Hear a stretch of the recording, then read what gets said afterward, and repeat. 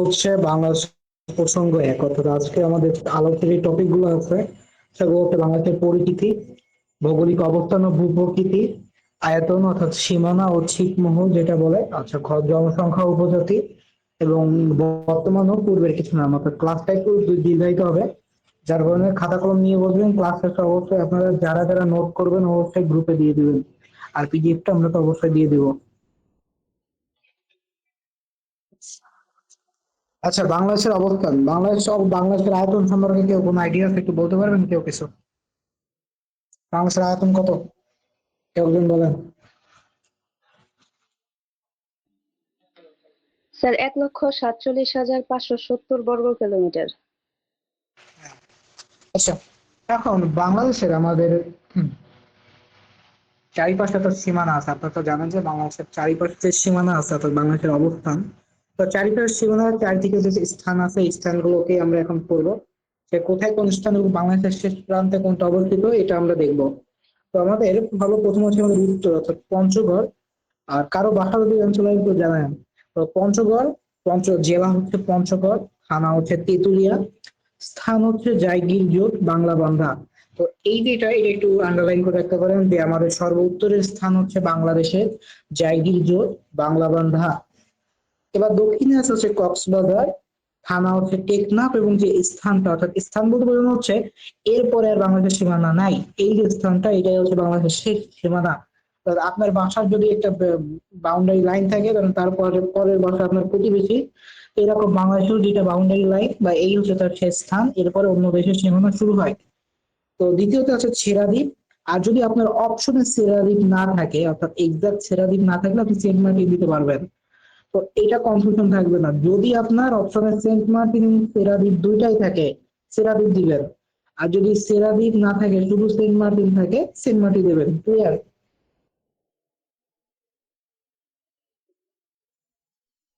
আচ্ছা, পূর্বে আছে হচ্ছে আমাদের জেলা হচ্ছে বান্দরবন, আমাদের থানার নাম হচ্ছে থানচি, এবং যে স্থানটা বাংলাদেশের সর্বপূর্বের অবস্থিত সেটা হচ্ছে আখাইন টং। জায়গাটার নাম হচ্ছে আখাইন টং, এইগুলো আপনি একটু নোট করে নেন।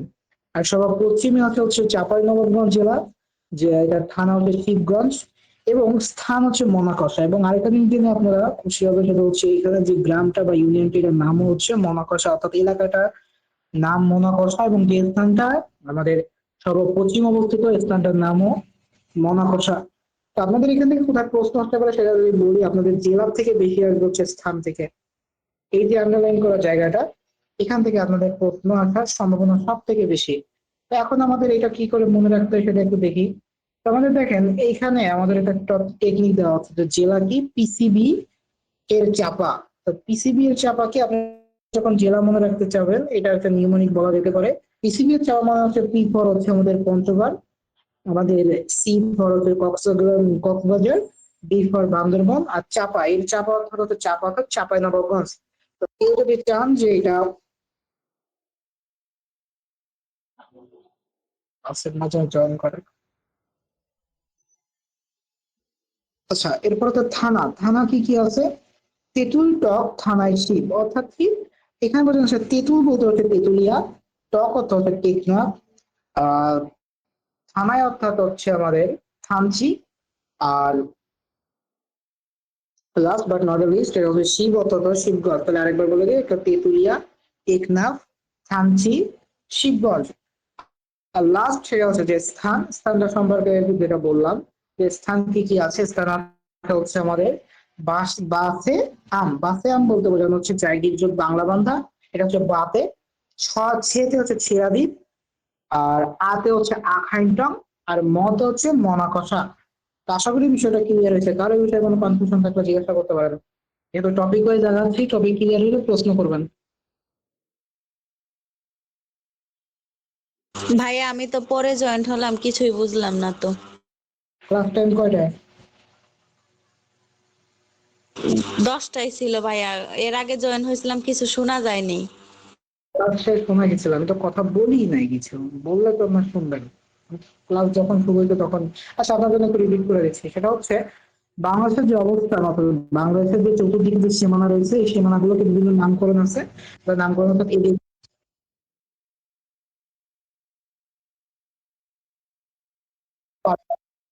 আজকে রেকর্ড আছে। আচ্ছা। আচ্ছা, এবার আমরা দুইটা চলে যাই, সেটা হচ্ছে বাংলাদেশের সীমানা, অর্থাৎ বাংলাদেশের সীমানা কোথায় কি এটা একটু আমরা জানি।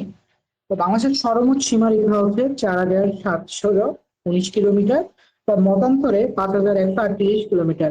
এখন আপনারা বলতে পারেন যে এখানে মতান্তর কেন, অর্থাৎ এক একটা পরিসংখ্যান বা এক একটা যে পরিমাপ করা হয়, অনেক সময় হচ্ছে যে আমরা নবম শ্রেণী যে বইটা এটা আইটেল ধরি, অনেক সময় আছে যে আমরা এর থেকে একটু হায়ার যদি কোনো বই পাই বা এর থেকে ফোর যদি কোনো বই পাই সেটা করি। এই কারণে যে কোনো জিনিসের দুইটা তিনটা যদি দেখেন যে অপশন থাকে, অর্থাৎ যে 4119 বা 5138, এটা ধরে নিতে হবে যে আসলে অ্যান্সার দুইটাই।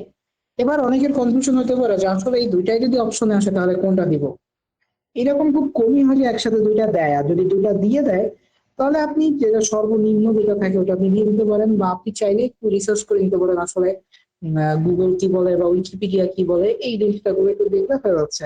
আচ্ছা, এটা মনে রাখার সবচেয়ে সহজ টেকনিক হচ্ছে 47-এর প্রথম 19 বাংলাদেশের সীমা নির্ধারিত হয়, অর্থাৎ দেখবেন যে সর্বকোণ যেটা এটাই 47-এর প্রথম 19 বাংলাদেশের সীমা। আচ্ছা, বাংলাদেশের সর্বমোট স্থল সীমা আমরা জানি যে আমাদের যে পৃথিবীর স্থল আর এবং হচ্ছে পানি দুইটা ভাগে বিভক্ত। তো আমাদের স্থল হচ্ছে 3995 কিলোমিটার, তার মতান্তরে আছে 4427 কিলোমিটার। এটা আপনার নিম্নরেখা আছে যে ওনার স্থলে নয় পাগল 3995 থাকে। আচ্ছা, পরে আছে বাংলাদেশের, একটু পরে পিডিএফটা যাই। বাংলাদেশের অর্থনৈতিক সমুদ্র সীমা কত? অর্থনৈতিক সমুদ্র সীমা বলতে বোঝানো হচ্ছে, এটা আপনাদের থিওরি ক্লিয়ার করে দিই। অর্থনৈতিক সীমানা হচ্ছে একটা দেশ তার বিজনেস লাইন বা সে কতটা অর্থনৈতিক এলাকায় তার মুদ্রার প্রচলন আছে, বা সে কতটা অঞ্চলে তার মুদ্রা দ্বারা লেনদেন করা সম্ভব, এটাকে বলা হচ্ছে অর্থনৈতিক এলাকা। আশা করি এই যে কোনো কনসেপ্টটা ক্লিয়ার। যত অর্থনৈতিক এলাকা কি, আপনি একটা দেশের অর্থ দিয়ে অবাধে লেনদেন করতে পারতেছেন এবং সেখানে আপনি অর্থাৎ যে কোনো কন্টেইনার ব্যবসা বা পণ্য লেনদেন যাই বলেন, সেটা হচ্ছে অর্থনৈতিক এলাকা। অর্থাৎ বাংলাদেশের এটা কত? এটা হচ্ছে 200 নটিক্যাল মাইল, বা 370.6 কিলোমিটার। এবং এটা যে নিউমনিক এটা আপনাদের দিয়ে দেওয়া হচ্ছে, তা আমি একটু বলে দিই, সেটা হচ্ছে অর্থের জন্য দিয়ে 2 শূন্য এটা কেটে গেছে 200। আচ্ছা, এরপর হচ্ছে বাংলাদেশের রাজনৈতিক সমুদ্র সীমা। অর্থাৎ রাজনৈতিক সমুদ্র সীমা বলতে বোঝানো হচ্ছে যে বাংলাদেশের যে রাজনৈতিক ক্ষমতা এটা কতদূর বিস্তৃত। এর বাইরে এই যে সীমা রেখাটা দেওয়া আছে, এর বাইরে বাংলাদেশের রাজনৈতিক বা বাংলাদেশের সংবিধানের যে নিয়ম নীতি সেটা চলে না। তো এটা একটু বলে দিচ্ছি, সেটা হচ্ছে 12 নটিক্যাল মাইল। অর্থাৎ আবার বলে দিচ্ছি, এটা হচ্ছে 12 নটিক্যাল মাইল, এবং 1 নটিক্যাল মাইল সমান সমান হচ্ছে 1.18 5, সরি 1.853 কিলোমিটার, বা 1.15 মাইল। এখন এখান থেকে একটা গুরুত্বপূর্ণ জিনিস হচ্ছে 1 নটিক্যাল মাইল সমান কত, এটা বারবার পরীক্ষা আছে এবং আমার পরীক্ষা হচ্ছে হয়তো বা, তখন এই জিনিসটা একটু মনে রাখবেন যে আসলে কোনটার একক কত। যেহেতু এগুলো নটিক্যাল মাইল দিয়ে মাপা হচ্ছে, তার কারণে এই যে এককটা এটা এক এককে কত কত হয় তা একটু মনে রাখলে আপনাদের জন্য খুবই সুবিধা। আচ্ছা, বাংলাদেশের সাথে দুইটি দেশের সীমা আছে, সীমানা আছে, সেটা কোনটা? একটা হচ্ছে ভারত আর একটা হচ্ছে মায়ানমার। তো কোন দুইটা হয়? একটা হচ্ছে ভারত আর একটা হচ্ছে মায়ানমার। বাংলাদেশের সাথে ভারতের সীমান্ত দৈর্ঘ্য কত, অর্থাৎ বাংলাদেশ ভারতের সাথে কত সীমান্ত দৈর্ঘ্য শেয়ার করছে? এটা হচ্ছে 3715 কিলোমিটার। এবং বাংলাদেশের মায়ানমারের সাথে কত, কারণ যেহেতু বলা হয়েছে যে দুইটা দেশের সাথে করতেছে, 280 কিলোমিটার, বা মতান্তরে 271 কিলোমিটার। এই যেটা ছিল এটা হচ্ছে ভৌগোলিক সীমা। এখন এই সম্পর্কে কারোর কোনো কনফিউশন আছে একটু জানাবেন। জিনিসগুলো একটু হার্ড হবে কারণ আমরা এতদিন অতটা ভাবে প্রেশারাইজ কিছু করি না, বা প্রেশারাইজ কিছু আপনাদের দিই নাই, যেহেতু থিওরি ক্লাস, এই কারণে একটু মনে হতে পারে যে আসলে জিনিসটা খুব হার্ড।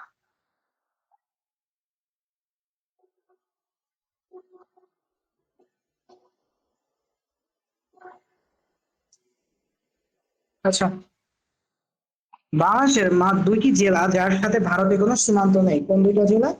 এক হচ্ছে আমাদের ঢাকা, আর একটা হচ্ছে বরিশাল। তাহলে বাংলাদেশের sorry, দুইটা বিভাগ, এই দুই বিভাগের সাথে ভারতের কোনো সীমান্ত সংযোগ নেই, কোনটা? ঢাকা ও বরিশাল বিভাগ। এরপর হচ্ছে সিলেট বিভাগের প্রত্যেক জেলার সাথে ভারতের সীমান্ত আছে। সিলেট অঞ্চলের যে বিভাগটা এটার সাথে সকলের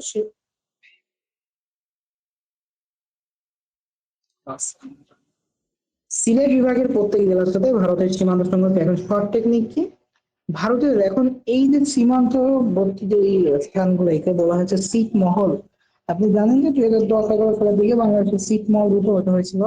তারপর পরবর্তীতে আমাদের, এটা এখানে আছে আমরা পড়ে নেবো যে ভারতের ছিটমহল বাংলাদেশের যে যে জেলায় আছে সেটা হচ্ছে কালাপানি, অর্থাৎ এটা একটি নিউমোনিক, আপনি চাইলে সহজে মনে রাখতে পারেন, এটার নাম হচ্ছে কালাপানি। কারণ কালাপানিতে কি কি আছে তাই একটু দেখি। কাতে হচ্ছে কুড়িগ্রাম, লাতে হচ্ছে লালমনিরহাট, পাতে হচ্ছে পঞ্চগড়, আর নিতে হচ্ছে নীলফামারী। তো এই চারটা জেলা যেখানে হচ্ছে আমাদের বাংলাদেশের সাথে ভারতের ছিটমহল আপনার শেয়ার করা আছে। এবার হচ্ছে গুরুত্বপূর্ণ কিছু প্রশ্ন বলি, অর্থাৎ বিগত বছরে কিছু প্রশ্ন আছে সেগুলো একটু আমরা অন শর্ট এমসিকিউর মতো পড়ে ফেলি। বাংলাদেশ ও ভারতের মধ্যে ছিটমহল বিনিময় হয় হচ্ছে 31 জুলাই 2015, এবং এক্সাক্ট যদি টাইম শুনতে চান যেটা হচ্ছে রাত 11টা বেজে 59 মিনিটে। অর্থাৎ যে কোনো চুক্তি শুরু হয় হচ্ছে মধ্যরাত, অর্থাৎ দিনের শুরু কয়টায় হয় কেউ বলেন? এ ভাই এখন ক্লাসে জয়েন করে। ভাই আপনার কাছে কি অ্যাক্সেস আছে ক্লাসে ঢোকানো?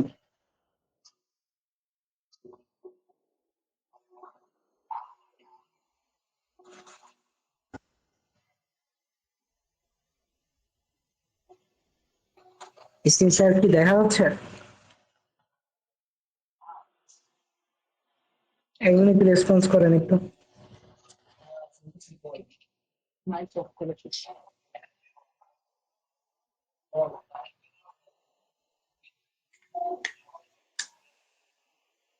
হ্যালো। জি স্যার, দেখা যাচ্ছে। এবার হচ্ছে প্রাচীন চন্দ্রদ্বীপের বর্তমান নাম কি? আমরা আগের দিন পড়ছিলাম যে প্রাচীন বাংলার যে উপজেলা আছে, এটা দেখলেই আপনার হয়তো মনে আছে যে প্রাচীন চন্দ্রদ্বীপের বর্তমান নাম হচ্ছে বরিশাল। আচ্ছা, সোমপুর বিহার কোথায় অবস্থিত? এটা আগের দিন আমরা দেখছিলাম নওগাঁ জেলায়। কোন জেলা প্রথম শত্রুমুক্ত হয়? যশোর, 6 ডিসেম্বর।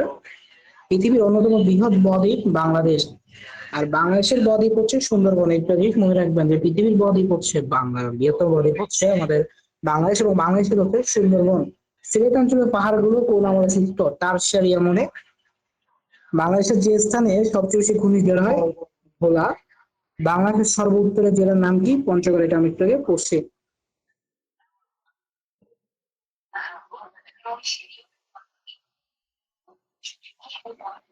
আচ্ছা, বাংলাদেশের সর্ব দক্ষিণের দ্বীপ কোনটি? সেরা দ্বীপ।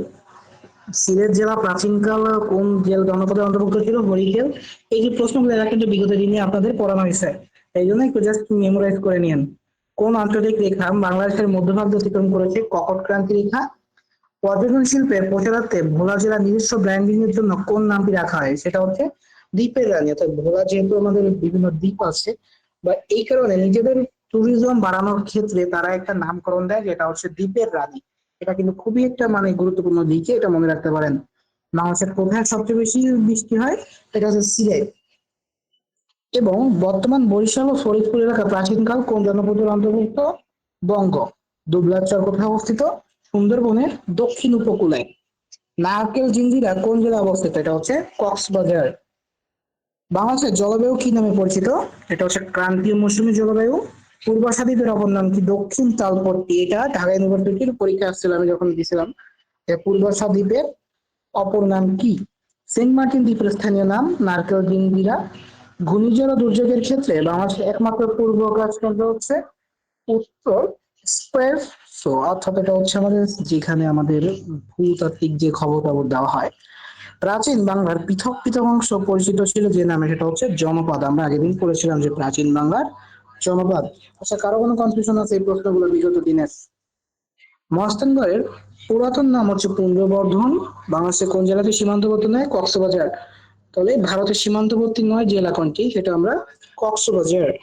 বাংলাদেশের কোন দেশে দুটি সীমা সংযোগ আছে? একটা হচ্ছে ভারত এবং মিয়ানমার। বাংলাদেশের কোন জেলাটি বাংলাদেশের ভারত সীমান্তের মধ্যে নয়? কক্সবাজার।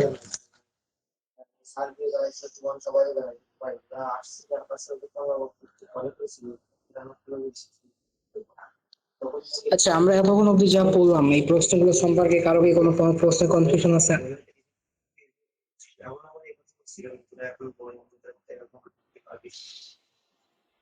আচ্ছা, না থাকলে না থাকুক। আচ্ছা, এখন আমরা দেখবো বাংলাদেশের আয়তন কত। ক্লাসের শুরুতে জিজ্ঞাসা করছিলাম যে বাংলাদেশের আয়তন কত, তো এখানে দেখতে পাচ্ছেন দুইটা আয়তন।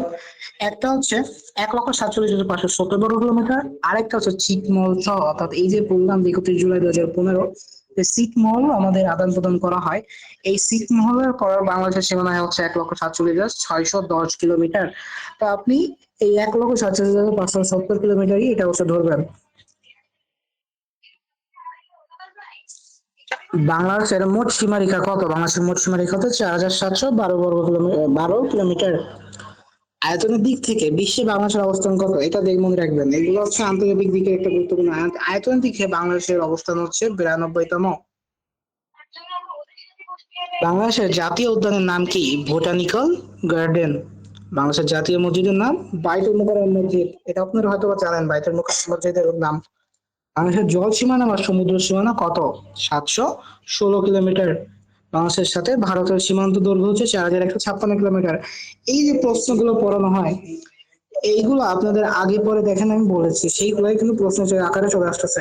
আচ্ছা, কক্সবাজার সমুদ্র সৈকত হচ্ছে 120 কিলোমিটার, এবং আপনি জেনে খুশি হবেন যেটা হচ্ছে পৃথিবীর অন্যতম লংগেস্ট, এটাই হচ্ছে মোস্ট লংগেস্ট যে আমাদের সি বিচ, সেটা হচ্ছে কক্সবাজার সি বিচ। এটার আয়তন হচ্ছে 120 কিলোমিটার। এটা আন্ডারলাইন করে রাখতে পারেন বা নোট করে নিতে পারেন।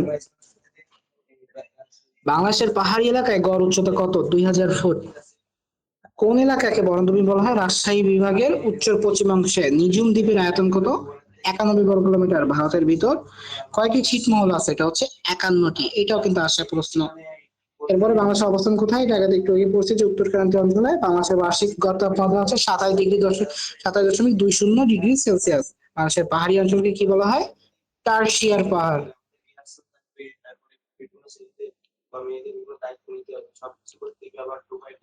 বাংলাদেশের শ্রেষ্ঠ বিজ্ঞানীকে? এইগুলো শ্রেষ্ঠ, অর্থাৎ শ্রেষ্ঠ বলতে বোঝানো হচ্ছে যে কারে আপনার ইতিহাসকে শ্রেষ্ঠ হিসেবে ধরেন, বা এই যে শ্রেষ্ঠ জায়গাগুলো, এগুলো একটু আমাদের জেনে নেওয়া ভালো। তো বাংলাদেশের শ্রেষ্ঠ বিজ্ঞানী হচ্ছে ডক্টর কুদরতে খোদা। বাংলাদেশের শ্রেষ্ঠ সঙ্গীত শিল্পী হচ্ছে ডক্টর আব্বাস উদ্দিন। শ্রেষ্ঠ মহিলা শিল্পী উত্তর হচ্ছে রুনা লায়লা। বাংলাদেশের শ্রেষ্ঠ মহিলা কবি বেগম সুফিয়া কামাল। আচ্ছা, এরপরে বাংলাদেশের শ্রেষ্ঠ দাবাল হচ্ছে নিয়াজ মোরশেদ। বাংলাদেশের শ্রেষ্ঠ চলচ্চিত্র পরিচালক হচ্ছে জহির রায়হান। জহির রায়হানের বিভিন্ন সিনেমার বিভিন্ন কথাবার্তা কিন্তু আসবে, যে আপনি হয়তো বা জানেন যে এই জুলাই আন্দোলনের সময় একটা কথা হচ্ছে যে আসছে ফাগুন আমরা হব দ্বিগুণ। এটা হচ্ছে জহির রায়হানের একটা সিনেমার ডায়লগ। তো জহির রায়হানের বহুত কিছু আপনি দৈনন্দিন জীবনে বহুত জায়গায় দেখছেন এবং ব্যবহার করতেছেন। আসলে যখন আপনি এই সম্পর্কে জানতে পারবেন তখন আসলে বলবেন যে এটাই তো জহির রায়হানের লেখা, তো জানতাম না।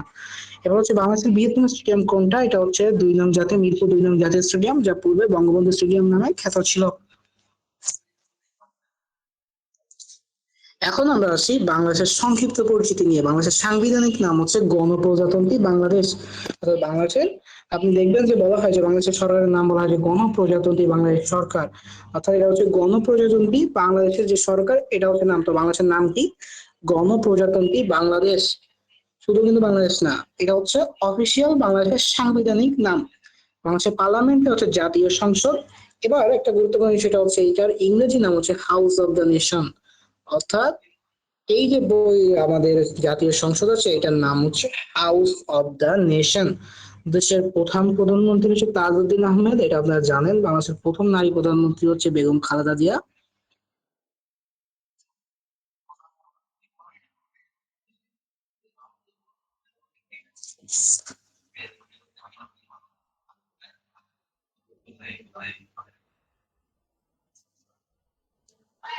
আচ্ছা, এবার আসি আমরা আর কিছু প্রশ্ন, সেখানে এগুলো একটু একটু আগে দেখে গেছি। এখানে আর কিছু পেজ কি ডাবল হয়ে গেল নাকি? না, ঠিক আছে। আচ্ছা, আমরা এখান থেকে আর কিছু কিছু দেখি। অনেক কিছু আছে রিপিট আসছে, সেগুলো আমরা গারো পাহাড় কোথায় অবস্থিত? এটা হচ্ছে ময়মনসিংহ জেলায়।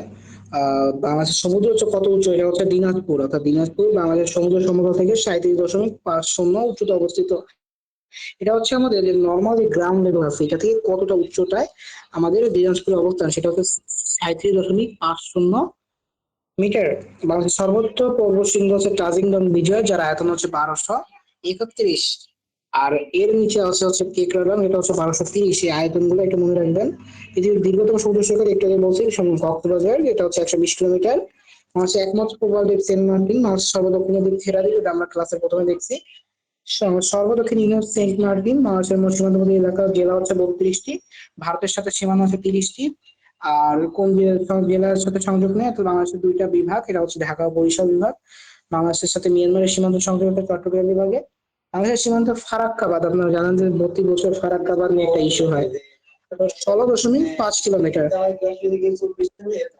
স্যার যদি বাংলাদেশ স্ক্রিনটা একটু বড় করতেন, লেখা দেখতে একটু অসুবিধা হচ্ছে।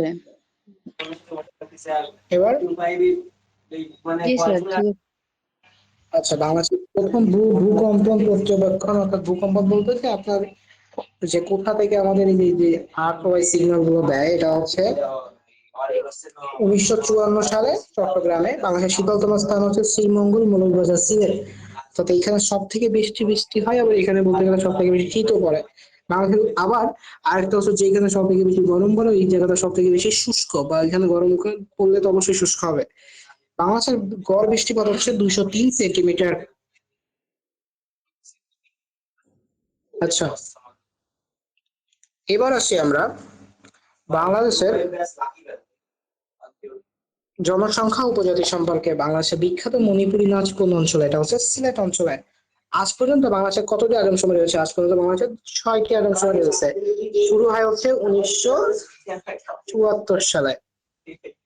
বাংলাদেশের বৃহত্তম উপজাতি বা নৃগোষ্ঠী হচ্ছে চাকমা। বাংলাদেশের দ্বিতীয় উপজাতি, অর্থাৎ প্রথম হচ্ছে চাকমা। হুম।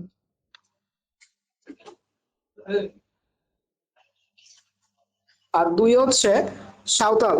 বাংলাদেশের প্রাচীন জাতি হচ্ছে আমাদের দ্রাবিড় জাতি।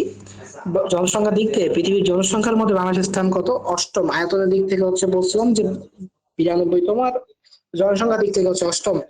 প্রথম আদমশুমারি 10 ফেব্রুয়ারি 1974, এই যে একটু আগে বললাম। সবচেয়ে বেশি লোক বাস করে কোথায়? ঢাকা জেলায়। এবং বাংলাদেশের মোট জনসংখ্যা শতকরা কত ভাগ মুসলিম? 91%, মানে 91% হচ্ছে মুসলিম। রাখাইনদের আদি নিবাস কোথায়? আরাকান। কত সালে বিশ্ব বসতি দিবস পালন করা হয়? এটা হচ্ছে আমাদের 1968 সালে। চাকমা উপজাতির কোন ধর্মাবলম্বীরা? হচ্ছে বৌদ্ধ। আচ্ছা, কোন উপজাতি মুসলমান? এরা হচ্ছে পাঙ্গন বা পাওয়ান, এটা আছে। পাঙ্গান বা পাওয়ান এরা হচ্ছে একমাত্র উপজাতি যারা হচ্ছে মুসলিম। বাংলাদেশের ক্ষুদ্র নৃগোষ্ঠী হচ্ছে, এটা যে মাত্রা, সেটা হচ্ছে 1.11%। বাংলাদেশের মোট ক্ষুদ্র উপজাতি হচ্ছে কয়টা? 16,50,159 জন। উপজাতি বা ক্ষুদ্র নৃগোষ্ঠী গেরিলা সংগঠন হচ্ছে শান্তি বাহিনী। দেখবেন বিভিন্ন সময় পাহাড়ের অবস্থা খুব গরম হয়ে যায় এই শান্তি বাহিনীর কারণেই। বা বলা হয় যে পাহাড় থেকে সেনা হটাও, যাই করো না করো, এই সেনা টেনা যদি হটানো হয়, এই শান্তি বাহিনী তারা এখানে বিদ্রোহ ঘোষণা করবে। এবং বাংলাদেশ থেকে এরা চায়, আপনারা দেখবেন যে ভারতের বিভিন্ন স্বাধীনতাকামী যে জাতিগোষ্ঠী যেরকম আছে, এরা এরকম বাংলাদেশ থেকে বিভক্ত হতে চায়। এর ফলে যেটা হয় যে এই এদের থেকে যদি আমরা বাংলাদেশ মানে মানে তাদের এই অঞ্চলটা কোনোভাবে সমূহ হাঁটানো হয়, তাহলে এরা এখান থেকে গ্রাস করে নেবে। দেখ, মারমাদের প্রধান চাষ হচ্ছে জুম চাষ। রাখাইনদের সবচেয়ে বড় ধর্মীয় উৎসব হচ্ছে বুদ্ধ পূর্ণিমা। সাঁওতালদের প্রধান খাদ্য ভাত, অর্থাৎ আমরা যাই খাই তাই তো সেটাই। মণিপুরীদের প্রধান উৎসব হচ্ছে রাত উৎসব বা রাসলীলা। যাদের ঐতিহ্যবাহী চাষ পদ্ধতি হচ্ছে জুম চাষ, এটা আসে। পাঙ্গন বা পাঙ্গরা হচ্ছে ইসলাম ধর্মাবলম্বী, যেটা বললাম যে একমাত্র ক্ষুদ্র নৃগোষ্ঠী হচ্ছে এরা। আচ্ছা, বাংলাদেশের উপজাতি বা ক্ষুদ্র নৃগোষ্ঠী সম্পর্কে। বাংলাদেশের বসবাসকারী উপজাতির সংখ্যা আমরা একটু আগেই বলছি, 15,96,86,000। আর বসবাসকারী উপজাতির সংখ্যা হচ্ছে আমাদের 48টি। প্রথম হচ্ছে চাকমা, দুই হচ্ছে সাঁওতাল। আচ্ছা, মাতৃতান্ত্রিক উপজাতি বলতে বোঝানো হচ্ছে এই যে উপজাতিগুলো আছে, এদের হচ্ছে মাই প্রধান, সেটা হচ্ছে গারো আর খাসিয়া। আর উপজাতি মুসলমান সম্প্রদায় হচ্ছে আমাদের এখানে হচ্ছে পালাও, আর একটা হচ্ছে যে আমি বললাম যে পালাও। কয়েকটি আচ্ছা, লাস্ট পেজ। আচ্ছা, ভৌগোলিক অবস্থানটা একটু দেখি আমরা। সেটা হচ্ছে কি যে ভূপ্রকৃতির কিছু কিছু গুরুত্বপূর্ণ দিক দেখতে হবে। ভূপ্রকৃতি অংশে বাংলাদেশের কয়টি ভাগ ভাগ করা? এটা হচ্ছে 3 ভাগে। টারসারি যুগের পাহাড় সমূহ, প্লাস্টোসিন কালের সোপান সমূহ, আর সে সাম্প্রতিক লবণভূমি। দেখতে অসুবিধা হচ্ছে? স্যার, একটু যদি ক্লিয়ার করে দিতেন। ওটা না আমি একটু ভুলে গেছি। তো আয়তনের যেটা আছে 1,47,570 বর্গ কিলোমিটার, একটা ছিল 1,47,610 কিলোমিটার। আপনি কোনটা যেন মনে রাখতে বললেন? আচ্ছা, আমি বলি। সেটা হচ্ছে কি, আমাদের বললাম না যে ভারতের সাথে আমাদের 2015 সালের 31 জুলাই ছিটমহল বিনিময় করা হয়। তো তখন এই যে নতুন ছিটমহল অ্যাড হয়, এটা তো বাংলাদেশের সীমানা, যতই আমরা তো ভারতের ভিতরেই আমাদের যে স্থানে বা জায়গা এটা পাইছি। এখন সাংবিধানিক ভাবে আমাদের আয়তন বলা হচ্ছে 1,47,500, যেটা মানে আমরা ইউজুয়ালি যেটা জানি। কিন্তু আনঅফিসিয়াল নিউজ হচ্ছে বাংলাদেশের আয়তন পরবর্তীতে বেড়েছে, অর্থাৎ 610। কিন্তু পরীক্ষার খাতায় আপনি দাগাবেন হচ্ছে ওইটা, যেটা আপনি সবসময় দাগান, অর্থাৎ 1,47,500 কত বলেন আপনি?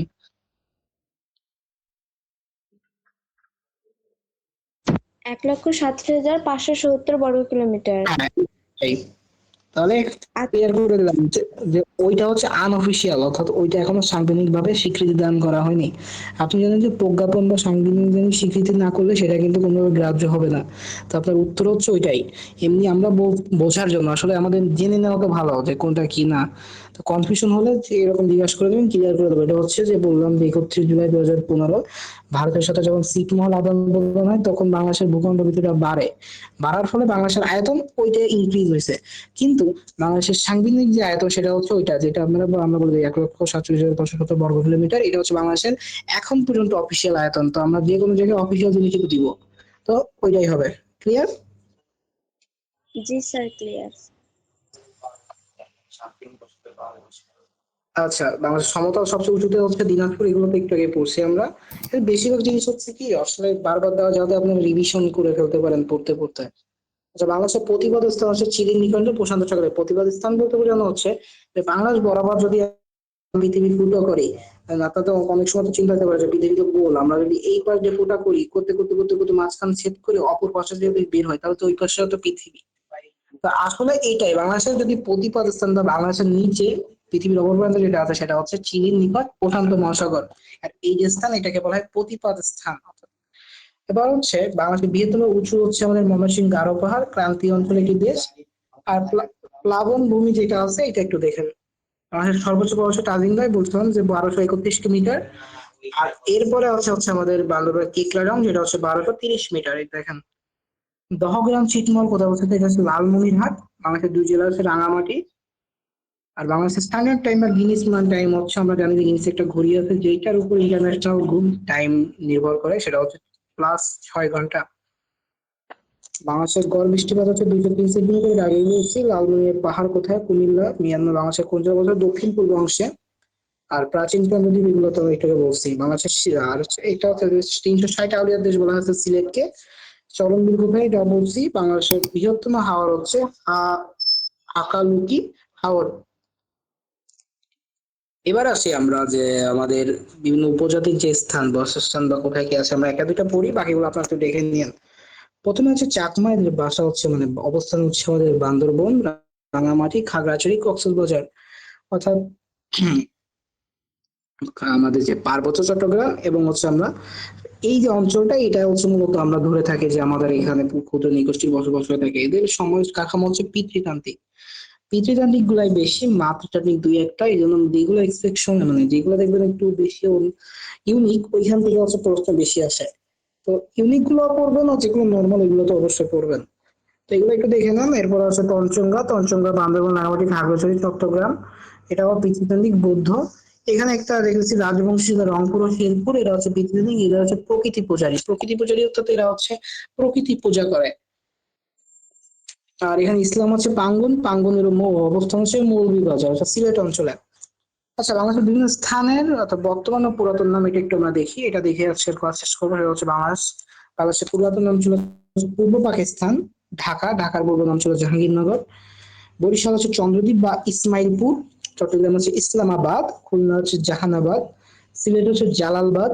যশোর হচ্ছে খলিফাতাবাদ। বাগেরহাট হচ্ছে খলিফাবাদ। অর্থাৎ খলিফাতাবাদ আর খলিফাবাদ এই দুইটা কিন্তু কনফিউশনে রাখা যাবে না। একটা হচ্ছে যশোর হচ্ছে খলিফাতাবাদ, আর বাগেরহাট হচ্ছে খলিফাবাদ। ময়মনসিংহ হচ্ছে নাসিরাবাদ। ফরিদপুর হচ্ছে ফাতেহাবাদ। নোয়াখালী হচ্ছে সুধারাম বা বুড়িয়া। কুষ্টিয়া হচ্ছে নদিয়া। ফেনী হচ্ছে শমশেরনগর। সাতক্ষীরা হচ্ছে সাতঘড়িয়া। মহাস্থানগড় হচ্ছে পূর্ণবর্ধ। সোনারগাঁওকে সুবর্ণ গ্রাম বলে খ্যাত ছিল এটা। মুজিবনগর হচ্ছে বদ্রীনাথতলা। প্রধানমন্ত্রীর কার্যালয়কে বলা হতো পুরাতন সংসদ ভবন। বঙ্গভবন ছিল হচ্ছে গভর্নর হাউস। লালবাগ দুর্গ ছিল হচ্ছে আরঙ্গবাদ কেল্লা। আর আমাদের যে জাতীয় মেডিকেল আছে সেটা হচ্ছে মেডিকেল হসপিটাল, সেটার নাম ছিল হচ্ছে পিজি হসপিটাল। আর কুমিল্লার পূর্বের নাম ছিল হচ্ছে ত্রিপুরা। তো এই যে পিডিএফ, আচ্ছা আরেকটা জিনিস সেটা হচ্ছে আপনাদের এই দাগানো পিডিএফটা দিব না একদম ফ্রেশ পিডিএফ দিব? মানে তাহলে আন্ডারলাইন গুলো কি লাগবে, না এমনি একটা ফ্রেশ দিলাম আপনারা আপনাদের মতো করে দেখে দিলেন? আসলে এর ভিতরে অনেক কিছু তো লেখালেখি করছি, অনেক কিছু আছে আপনাদের পড়তে অসুবিধা হবে, আমরা ফ্রেশ পিডিএফটাই দিয়ে দিচ্ছি ক্লাসে। এখন এই ছিল হচ্ছে আজকের ক্লাস। এখন কোন ওভারঅল ক্লাস কেমন কি লেগেছে, কোনো কিছু যদি কনফিউশন হয়ে থাকে একটু জানাবেন। আর এটা তো স্ক্রিন রেকর্ড আছে, আপনাদের যদি কোনো কারণে মনে হয় যে আসলে এটা থেকে বুঝতে পারি না, এটা একটু রিপিট করে নিন। আর যদি দেখেন যে তাও বুঝতে পারতেছেন না, তা আমার একটু নক দিয়ে দেন, আমি আপনাদের উত্তর দেওয়ার সর্বোচ্চ চেষ্টা করব। তো কারো কোনো কনফিউশন না থাকলে আমরা ক্লাস শেষ করবো। কারো কোনো কনফিউশন আছে? স্যার আমাদের যে পরীক্ষা নেওয়ার কথা ছিল এটা কিভাবে নেবেন? এইটা হচ্ছে ওয়েবসাইট বেস এক্সাম এমসিকিউ, সেটা ওই স্যার স্যার। এটা কি প্রতি সপ্তাহে হবে? এটা মেবি লেকচার ওয়াইজ হবে, একটা লেকচার শেষ হবে একটা এক্সাম নেওয়া হবে। এই যা পড়তেছেন এখান থেকেই প্রশ্ন হবে, এখান থেকে আপনাদের র্যাঙ্কিং করা হবে। এই জন্য ক্লাসে উপস্থিত থাকবেন, আর ক্লাসের পরে পিডিএফটা দিয়ে দেওয়া হয়। যদি একান্ত ধরেন ফোনে পিডিএফ করতে মানে না পারেন, 1-2 টাকা দিয়ে একটা প্রিন্ট করে নিলেন, 2-3টাই তো পেজ, 5 টাকাই লাগবে সর্বোচ্চ। প্রিন্ট করে আন্ডারলাইন করে করে পড়লেন, এই পিডিএফ গুলো পড়লেও আপনাদের হয়ে যাবে। আর পাশাপাশি একটা দুটো সহায়িকা বই কিনবেন, তাতে আর কিছু লাগে না, একারাই তো পড়তে পারেন। আচ্ছা, আর কোনো কনফিউশন বা কোনো প্রশ্ন যদি থাকে?